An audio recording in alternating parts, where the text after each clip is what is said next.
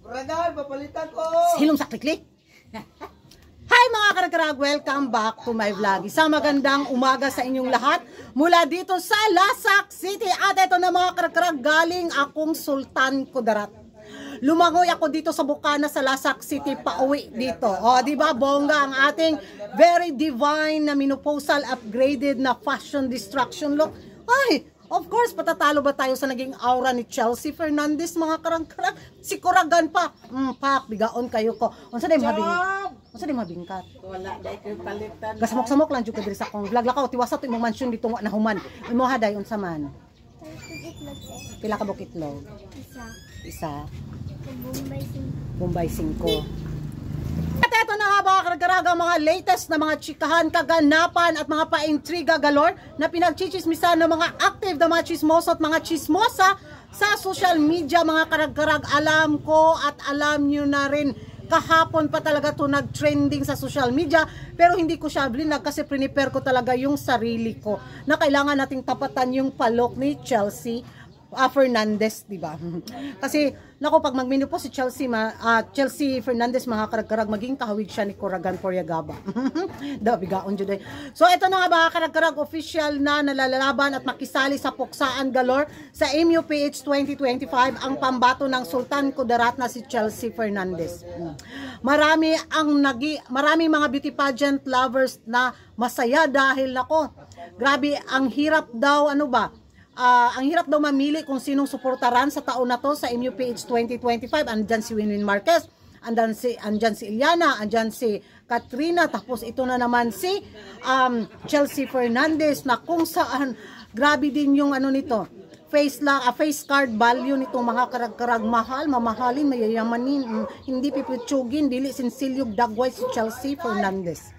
Sarap niyang ipadala talaga sa Miss International pageant, diba? Itong beauty ng isang Chelsea Fernandez. But sad to say nga, so hindi siya pinalad sa Binibining Pilipinas at dito siya ngayon makipagpuksaan sa MUPH 2025. At alam naman natin pagdating sa performance, talaga namang palaban at hindi rin to papatalo dahil nakita na natin siyang lumaban at minsan na niyang nirepresent ang Pilipinas sa international pageant, diba? Grabe din yung naging preparation niya. Nasundan natin yung journey niya noon sa international pageant, which is nakalimutan ko kung anong pageant yun. Globe ba yun mga karag-karag? Kung mali ako, comment down below ko. Ang parang Globe na yata yun, no? Or basta nakalimutan ko talaga. Sorry na sa mga chismos at mga chismosa dyan. Kung tama ako, ay congrats to me. Kung mali ako, correct me if I'm wrong. Ganon. So, yun mga karag-karag, at sa taon nga to, so marami ang nagsabi na si Chelsea Fernandez daw yung dapat ipadala sa Miss Charm kasi yung beauty niya is talagang yung pang Miss Charm din, or doon daw ipadala sa Miss Cosmo. Dahil wag doon. Paglalaruan lang yun ni Bawang. Wag na. Pwede naman siya din dapat ipadala sa Miss Supra kung pala rin, di ba? Or pwede din sa Miss Universe. Why not Coconut? Ganitong mga aurahan at beauty din yung hinahanap ni Sitang at saka ni paring Raul, di ba? Yung mga Barbihan ba? So ewan ko lang mga karag-karag kung sinong kapalaran ang aangat sa darating na MUPH 2025. Gusto ko rin itong si Chelsea Fernandez, but may din talaga ako, kandidatang napupusuan ko sa taon na to. So Bardagulan is real na nga ito. Puksan is simula na. Di ba? So, base nga sa mga pa-interview galore sa kanilang communication skills, nagkasubukan mga karag-karag. I should be the next Miss Universe of Philippines because why not? You have seen me competed nationally, even locally and internationally, and I have grown into something that very different. I believe that I am more rounded person now than before, and I believe that there are a lot of things that I can show to the universe.